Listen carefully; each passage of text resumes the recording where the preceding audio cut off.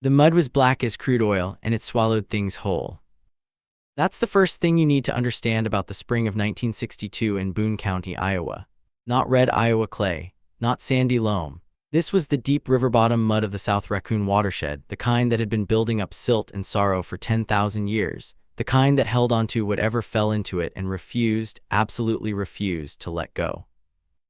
And on the 14th of April, a Caterpillar D7 bulldozer, 43,000 pounds of American iron, had gone in. And it wasn't coming back. At least that's what Raymond Voss said. And Raymond Voss, as every man in 3 counties knew, was never wrong. Be it. Let me tell you what happened next. Boone County, Iowa, spring 1962. Picture it, and I want you to really picture it, because this is a place and a time that's largely been forgotten now, paved over and smoothed out by 4-lane highways and GPS-guided combines. But in the spring of 1962, this corner of north-central Iowa was still raw, still honest, still dangerous in the way that only working land can be dangerous. The Des Moines River tributaries were running high. They'd been running high since February, when an early thaw pushed snowmelt down from Minnesota faster than the frozen ground could absorb it. By March, the low fields along the South Raccoon River bottom were already standing in 6 inches of water. By early April, there were places where you couldn't tell where the field ended and the river began. The air smelled of cold water and overturned earth, and the faint, sweet rot of last year's corn stalks pushed up from the mud. Red-winged blackbirds screamed from the cattails at the field's edge. The sky over Boone County in April of 1962 was the kind of gray that has no end to it, a low, thick ceiling of cloud that pressed down on everything and made even the tallest silo seem small. The fields along Old Millbrook Road, where this story takes place, had belonged to the Aldrich family for going on 60 years. 3 generations of Aldriches had broken this ground, drained it, fought it, and coaxed corn and oats and hogs out of it through drought and flood and depression and war. By 1962, the land had passed to the youngest of the line, a 41-year-old man named Earl Aldrich. And Earl Aldrich was having, by any measure, the worst April of his life. Let me tell you about Earl Aldrich. He was not a large man, not in the way people think of farmers, not the wide-shouldered, barrel-chested archetype that appears on the Norman Rockwell calendars they sold at the grain co-op. Earl stood 5'9" on a good day, lean as field wire, with hands that were so permanently stained with grease and soil that his wife Ruth had long since stopped handing him the good dish towels. He wore the same canvas chore coat from October through May, a faded brown Carhartt so old the elbows had been repatched twice, the second time with a different color canvas because the original color wasn't made anymore. He drove a '54 Chevy pickup that burned a quart of oil every 2 weeks and had a cracked windshield held together by a strip of black electrical tape that he'd applied in the fall of 1959 and never got around to replacing. He was, by outward appearances, exactly what Raymond Voss called him. A small-time farmer, a holdout, a man stuck in yesterday. But here is what Raymond Voss did not know about Earl Aldrich, and this is important, so hold on to it. Earl Aldrich could fix anything, not just repair it, not just get it running well enough to limp through a season. He could understand a machine the way a doctor understands a body, could listen to an engine and hear where it was suffering, could feel a vibration through a steering wheel and know exactly which bearing was going. His father had been the same, his grandfather before that. 3 generations of men who learned to make do, to improvise, to coax life out of iron that the wider world had given up on. In 1947, when he was just 26 years old, Earl had purchased a used Oliver 88 tractor from a farm sale outside of Ames for $320. Every man at that sale had looked at the machine, looked at the cracked manifold, the seized hydraulic lift, the front axle that wobbled like a drunk walking home, and walked away. Every man except Earl. He spent the winter of 1947 rebuilding that tractor in his own barn, by lantern light, with second-hand parts and his own ingenuity. By March of 1948, it ran better than it had ever run from the factory. He called it Old Gray. In the spring of 1962, Old Gray was 15 years rebuilt and still working, still pulling, still steady. Nobody's, not one person in Boone County, would have guessed what that tractor was about to do. Now let me tell you about Raymond Voss. Because every story that matters has someone like Raymond Voss in it. Raymond was 38 in the spring of 1962, and he carried himself like a man who had never once been wrong about anything. He was the founder and sole proprietor of Voss Land Improvement and Excavation out of Ogden, a company that by 1962 had grown to own 3 Caterpillar D7 bulldozers, 2 D6s, a fleet of dump trucks, and a yellow John Deere motor grader that he drove to the county fair every summer and parked in the equipment parade like it was a prize heifer. Raymond was big, 6'2", thick through the chest and shoulders, with a red face that went redder when he was confident and redder still when he was angry.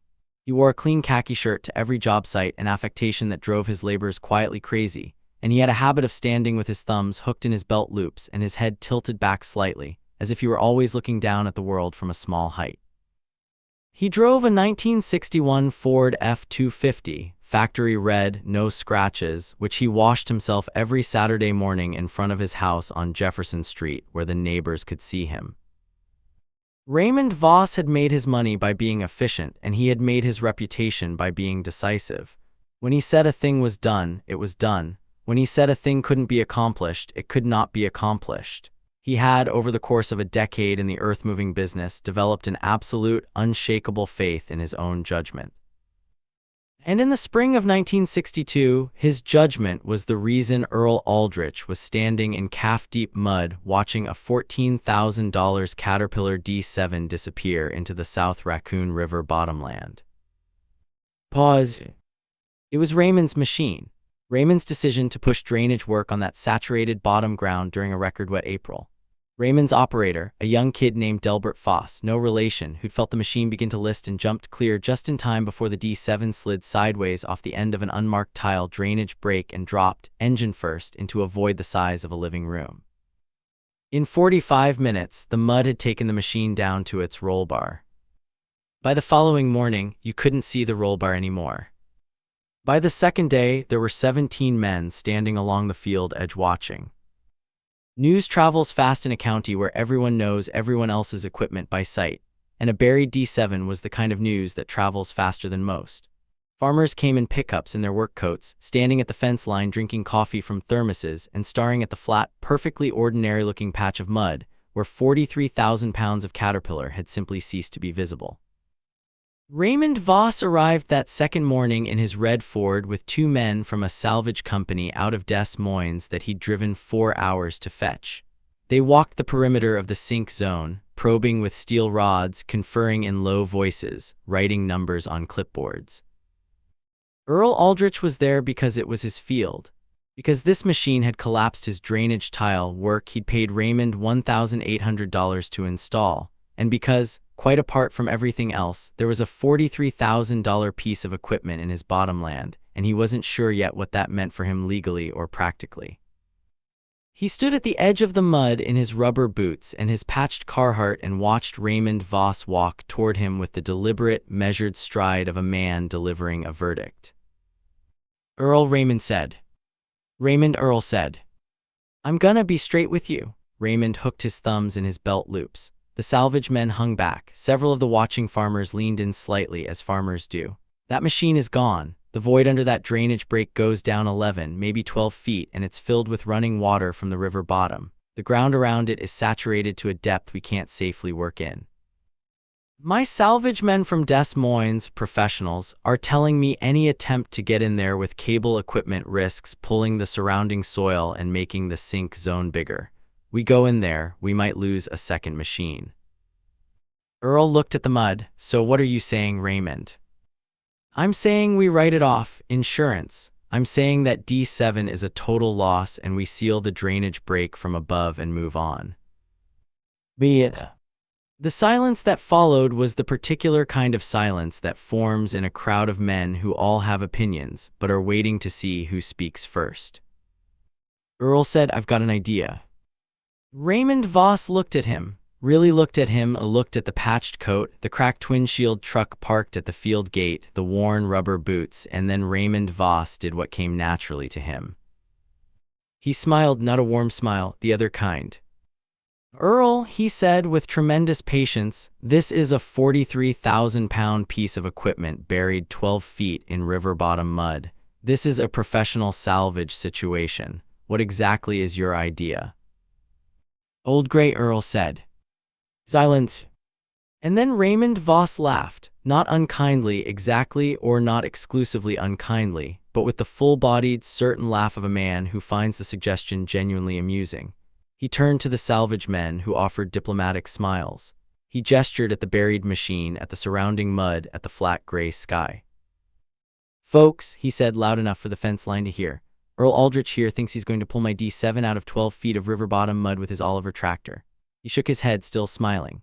"Earl, I appreciate the spirit, I do, but an Oliver 88 puts out, what, 60 horsepower? 65? I've got 43,000 pounds of iron sitting in liquid mud with a suction pull on it that a Sherman tank couldn't overcome. You'd snap your drawbar before you moved that machine 6 inches.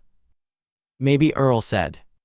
"Not maybe, definitely." Raymond's smile was fading now, replaced by something more like irritation. "Look, I'll tell you what, you get that Oliver of yours to move my D7 6 inches in any direction, 6 inches, I'll repair your drainage tile at no charge and pay you $1,000 for the entertainment. How's that?" He looked at the fence line. Several men laughed. Earl Aldrich nodded slowly, once, the way a man nods when he's storing something away. "I'll be back tomorrow morning," he said, 7 o'clock. Engagement Hook changed tone slightly. "Let me pause here and ask you something. Have you ever been in a room or a field where someone laughed at you? Where someone with more money, more equipment, more apparent authority looked at you and your tools and found you simply, completely inadequate?" What Earl Aldrich felt standing in that field in Boone County, Iowa, in April of 1962, I can't tell you for certain. He was not a man who wrote diaries or gave interviews. But I can tell you what he did that night. He went home to his barn. He checked every inch of old gray, the hitches, the hydraulics, the drawbar, the front weight brackets. He walked the chain locker and laid out every length of logging chain he owned on the barn floor and measured it. And then he made some calculations on the back of a feed receipt. Calculations that Raymond Voss, with all his equipment and his salvage men and his professional judgment, had never thought to make. Let me tell you what Earl Aldrich knew that nobody else in that field understood. He knew machines, really knew them, the way I described before. But more specifically, he knew 2 things about this particular problem that changed everything. The first thing Earl knew was about suction. Raymond Voss and his salvage men had framed this as a weight problem.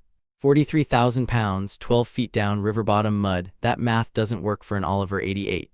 Raymond was absolutely right about that. If you tried to simply attach a cable to the buried D7 and pull straight up or straight out, you would snap every chain Earl owned and never move that machine an inch. But Earl had spent the previous autumn reading, and I want you to understand, Earl Aldrich was a serious reader. A man who had a shelf of machinery manuals and agricultural engineering texts above his workbench that would have surprised anyone who judged him by his coat. Earl had been reading a reprint of a 1938 engineering paper out of the University of Illinois about the physics of saturated soil displacement. The paper dealt specifically with the extraction of stuck drainage equipment from clay-bottom tile drainage fields. The key insight of that paper, and this is the thing that the salvage professionals from Des Moines had completely missed, was this: saturated river-bottom mud does not behave like solid weight. It behaves like a fluid under pressure. And like any fluid under pressure, it responds to the introduction of a competing pressure. In other words, if you could get water or air to breach the suction seal between the buried object and the surrounding mud, even partially, even for a moment, the effective resistance to extraction dropped catastrophically. Not by 10%, not by 20%. In the 1938 paper, controlled extractions showed resistance reductions of 60 to 75% once suction seal was broken. 43,000 pounds with a 75% suction reduction is, effectively, about 11,000 pounds of resistance. Old gray, running in first gear with the front end weighted properly, could pull 12,000 pounds on flat ground. Be it. The math worked. But only if you could break that seal.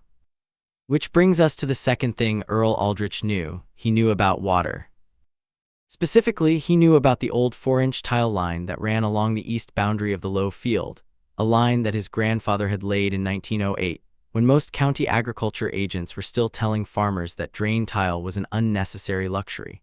That line ran from the field edge to a sump point that sat roughly 30 feet north of where the D7 had gone in.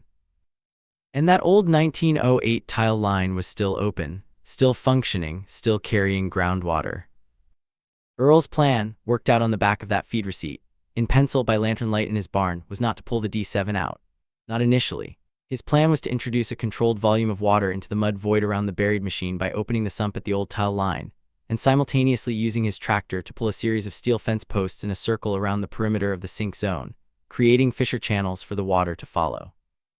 He would, in essence, drown the mud, flood the void, break the suction. And then he would pull. He had one concern: the chain. Raymond's drawbar comment wasn't wrong as far as it went. A single chain pull would stress his drawbar beyond its rated limit, so Earl wasn't planning a single chain pull.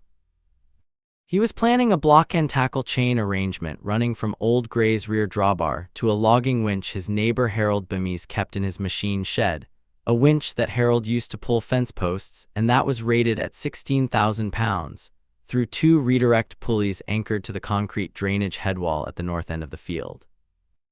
The mechanical advantage of that arrangement effectively tripled his available pulling force. Tripled. Softer. He had worked this out alone in a cold barn by lantern light in one evening.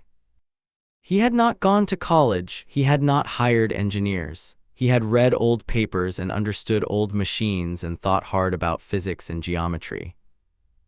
And he believed, not boastfully, not recklessly, he simply, quietly believed it would work. 7 o'clock the next morning was cold and bright. The clouds had broken overnight, a rare mercy from the April sky, and the low field along Old Millbrook Road caught the early sun at an angle that made the standing water glow like hammered copper. Red-winged blackbirds were at it again in the cattails. Somewhere down along the river, a great blue heron lifted off in the slow, prehistoric way they do and crossed the field without a sound. It would have been beautiful if you weren't there to see what else was happening. By 7 o'clock, Earl had Old Gray positioned at the edge of the field. The tractor was clean, not gleaming. The Old Gray paint was too weathered for that, but clean. Earl had wiped her down the night before. The front end was loaded with 200 pounds of added weight, concrete blocks wired to the front weight brackets. The rear drawbar had been checked twice, bolts torqued by hand. The logging chain, 5/8-inch grade 70, Earl's best, was laid out in the grass behind the tractor. Harold Bemis had arrived at 6:30 with his winch, his own truck, and the 2 redirect pulleys. Harold was 61, said very little, and had agreed to help without asking a single question beyond, what time? By the time Raymond Voss arrived at 7:15, late because he had not expected anything requiring punctuality, there were 31 people at the fence line. I want you to understand what 31 people along a fence line in a county of 8,000 means. Families had brought children. There were 3 women with thermos coffee. A man named Dale Hutchins had driven 19 miles from the town of Pilot Mound because his brother-in-law had called him at 6 in the morning. 2 of Raymond's own laborers were there on their own time, standing at the far end of the fence line with their hats pulled low, not quite willing to be seen. Raymond Voss pulled up in his red Ford, got out, took in the scene, the tractor, the chain layout, the winch, and said, "Earl, I meant what I said about the $1,000. He said it with the calm of a man who is not remotely worried about owing $1,000. Earl didn't look at him. "Harold," he said, "open her up." Harold Bemis walked to the north end of the field and opened the sump valve on the 1908 tile line. The water came slow at first, a seeping darkening of the mud around the old headwall, and then steadier, running in channels the way water always finds its channels. Earl had already driven the fence posts the night before in the dark, by himself, working in the cold mud with a post driver, 8 posts in a rough circle around the perimeter of the sink zone. The water found those channels. It ran inward. For the first 20 minutes, nothing visible happened.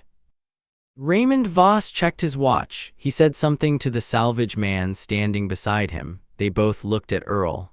Earl stood with his hand on Old Gray's fender and watched the mud. And then, at 22 minutes, something happened that made the fence line go silent.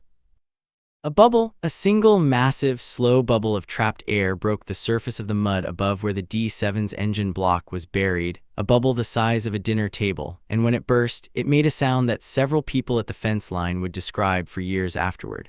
Not a pop, more of a low, concussive exhale, like the earth sighing. "Hook her up, Harold," Earl said.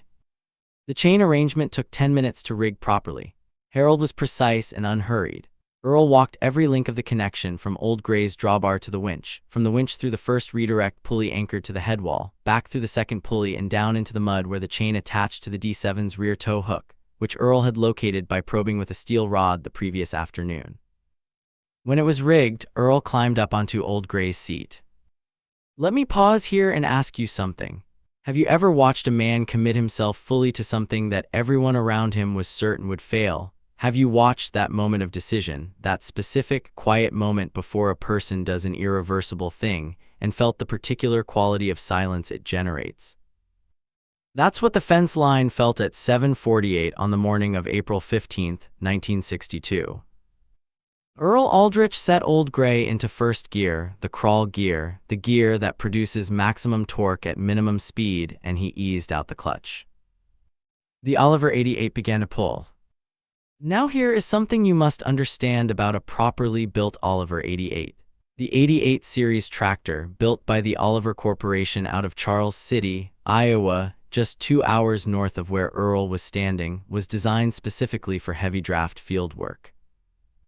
The gasoline-fired version produced 67 horsepower at the belt, but torque, the force that matters for pulling, the 88 produced in a long, deep, patient wave that peaked and held in a way that more powerful but more nervous engines couldn't match. It was, as one 1949 farm publication called it, the most civilized pulling tractor in its class. Old Gray began to pull. The chain came tight. The winch line pulled tight. The redirect pulleys hummed against the headwall anchors.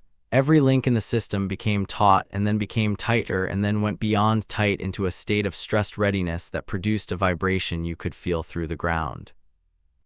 Old Gray's rear wheels began to press down into the soil. Earl felt it, felt the rear axle working, felt the front end come light despite the concrete block weight, felt the whole machine gathering itself the way a strong man gathers himself before a lift. And nothing moved. 30 seconds, 45 seconds, 1 minute. Raymond Voss uncrossed his arms and crossed them again.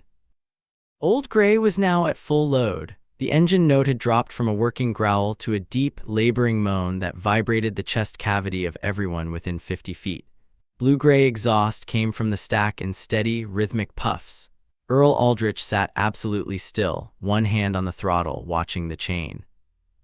At 1 minute and 20 seconds, Earl reached forward and opened the throttle a quarter turn more.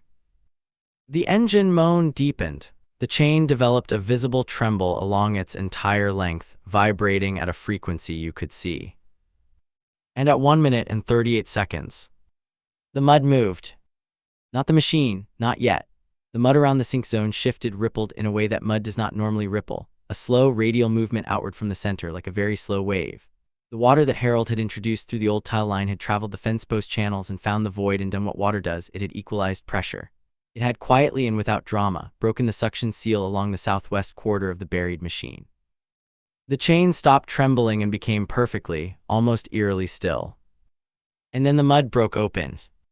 It came up with a sound, and I want to try to describe this sound because people who were there never forgot it. It came up with a sound that was part suction, part collapse, part something almost organic, like an enormous held breath released. The mud around the sink zone folded inward and then erupted outward in a slow, black wave. Water filled the void. The chain went from still to moving in the span of a breath. Old Gray's rear wheels found new grip as the resistance released, and the tractor lurched forward, not fast, not dramatically, but steadily, relentlessly, in the way that good iron moves when it's working the way it was designed to work. The roll bar of the Caterpillar D7 broke the surface of the mud at 8:03 in the morning. By 8:11, the cab was visible. By 8:26, the tracks were out. By 8:32, the D7 was sitting on solid ground at the edge of the field, trailing black mud from every opening in its sheet metal, its engine compartment full of water, its paint abraded to bare metal in a dozen places. But whole, intact, retrievable. 43,000 pounds of Caterpillar, recovered by a 67 horsepower Oliver and one farmer who had read an engineering paper from 1938. The fence line did not cheer. I want to make sure you understand that, because in the stories we tell, the stories where the underdog wins and the crowd goes wild, there is usually a cheer. But the 31 people standing along that fence line in Boone County, Iowa on the morning of April 15, 1962 did not cheer. They went quiet. It was the kind of quiet that is louder than noise. Harold Bemis was coiling chain with the unhurried efficiency of a man who expected exactly this result. Old Gray sat idling at the field edge, exhaust ticking over, front wheels still weighted, looking approximately as impressed with itself as a tractor is capable of looking, which is to say, not at all and perfectly. A woman named Martha Hutchins, who had driven 19 miles that morning because her husband Dale had called her from the truck and told her she needed to see this. Martha said later that the thing she remembered most clearly was not the machine coming out of the mud. It was Raymond Voss's face. He didn't look angry, she said, years later, in a way that suggested anger would have been easier to watch. He looked like a man who'd been told something that rearranged all his furniture. Raymond Voss stood at the fence line for a long moment after the D7 was clear. His thumbs were not in his belt loops. His chin was not tilted back. He was standing the way large men stand when something has taken the air out of them, shoulders slightly forward, hands loose at his sides, weight settled back on his heels.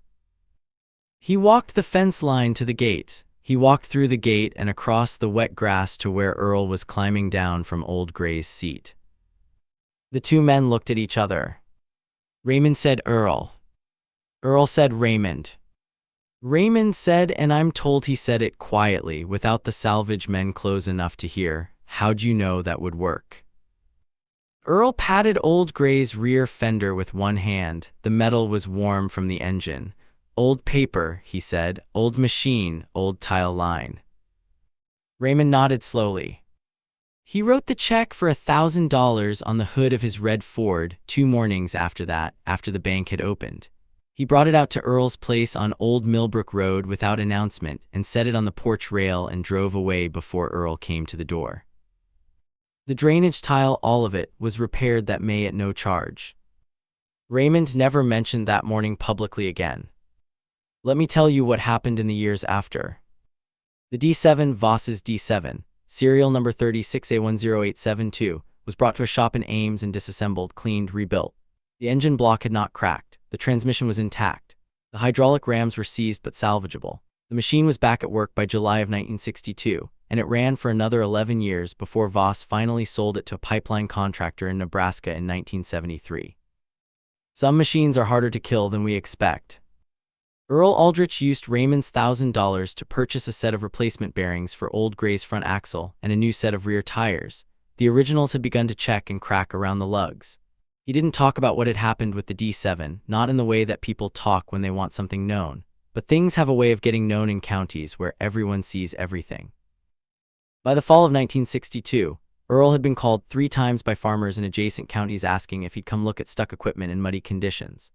In the spring of 1963, he was asked by the Boone County Soil and Water Conservation District to consult on a drainage tile rehabilitation project on the South Raccoon bottom, low pay, but official, and the kind of thing that gets a man known in agricultural circles. He said yes, he always said yes. He kept Old Gray. Let me be clear about this. He kept that tractor until the day he retired from active farming in 1979 when he was 58 years old. At that point, the Oliver 88 was 31 years old by manufacture date and had been rebuilt twice by Earl's own hands. He sold the farm to his daughter Karen and her husband in 1979, but the tractor he kept. It sat in the east bay of the barn on Old Millbrook Road. Earl tuned it every fall, changed the oil every spring whether it needed it or not. In 1984, his grandson Danny, 7 years old, fell asleep in the tractor's seat on a warm September afternoon, and Earl left him there for 2 hours rather than wake him. That tractor was not just a machine to Earl Aldrich. It was a record of what he knew and what he'd proved and who he was. He died in March of 1991 at the age of 69. His obituary in the Boone County newspaper mentioned his church membership, his years of service to the local grain co-op board, his 3 children and 11 grandchildren. It did not mention the April morning in 1962 because the people who write obituaries didn't know about it. The people who knew about it were the 31 people at the fence line, most of whom are gone now too. But Danny Aldrich, the boy who fell asleep in the tractor seat in 1984, is in his mid-40s now. He farms a portion of the original Aldrich ground. He has told this story to everyone who will listen. He still has Old Gray. The tractor runs. Pause. Raymond Voss sold his excavation business in 1971 and retired to Florida, which is where a lot of men go when they're done with Iowa winters. He passed away in 1987. By all accounts, in his later years, he was a generous man and a good grandfather. The thing about Raymond Voss, and I think it's important to say this, is that he was not evil. He was not malicious. He was a man who had succeeded for so long by trusting his own judgment that he had forgotten how much he didn't know. That is not a rare condition. There is a small part of the original Aldrich drain tile system, the 1908 section, the one that Earl's grandfather laid when everyone said it was an unnecessary luxury, that is still functional beneath the south field. Danny Aldrich knows where it runs. He's never touched it. "Why would I?" he said when someone asked him about it a few years back. "It still works." Let me leave you with something to carry with you. We live in an age of visible capability. We judge what a person can do by what they appear to own, by the size of their equipment, by the recency of their knowledge, by the confidence of their presentation. We have become very good, terrifyingly good, at the performance of competence, and very poor at distinguishing between the performance and the thing itself. Raymond Voss had newer machines, more men, more money, more obvious authority. He also had professional salvage consultants from Des Moines who confirmed what he already believed. Every visible indicator pointed to one conclusion: the machine was gone. And he was wrong. Not because he was stupid, he wasn't. Not because Earl was smarter, it's not that simple. He was wrong because he had never developed the habit of asking what he might not know, because his success had insulated him very effectively from the particular educational experience of being wrong. Earl Aldrich read an engineering paper from 1938 because reading papers from 1938 was the kind of thing he did with his evenings when the weather was bad and the barn was done and there was nothing on the radio worth hearing. He didn't read it because he expected to need it. He didn't read it for any strategic purpose. He read it because he was curious about the world, and because curious people, in my experience, have a way of being useful at exactly the right moment. Old wisdom is not lesser wisdom because it is old. Old machines are not lesser machines because they are old. The Oliver 88 that Earl Aldrich bought for $320 in 1947 from a farm sale where every other man had walked away, that machine did not know it was supposed to be inadequate. It simply worked. Let me pause here and ask you one final question. What is the thing you already have, the thing you built or learned or know, the thing that other people have looked past because it didn't look impressive enough? What is the thing you have that would work if you trusted it? Because I'll tell you something I've come to believe about the people whose stories I've spent years trying to tell.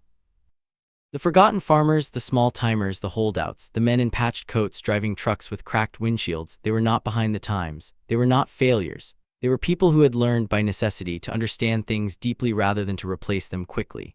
And that knowledge, quiet and unspectacular as it was, had a way of mattering enormously when the moment required it. Earl Aldrich did not go to the fence line that morning to prove something. He went because a machine was stuck and he believed he knew how to get it out. He was right. Old Gray is still in the barn on Old Millbrook Road. It still runs.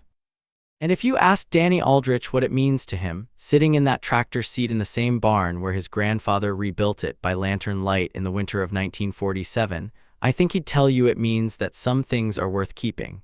Some knowledge is worth holding onto. Some machines and some people are worth more than they look. Don't be too quick to write off the old ones.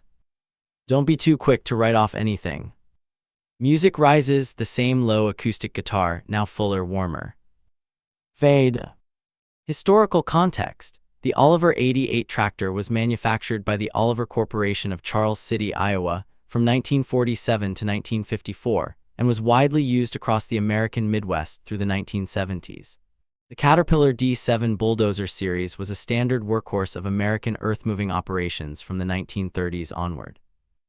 The physics of saturated soil suction displacement, including the effect of pressure equalization on extraction resistance, are documented in agricultural engineering literature. Boone County, Iowa, and the South Raccoon River watershed are real geographic locations.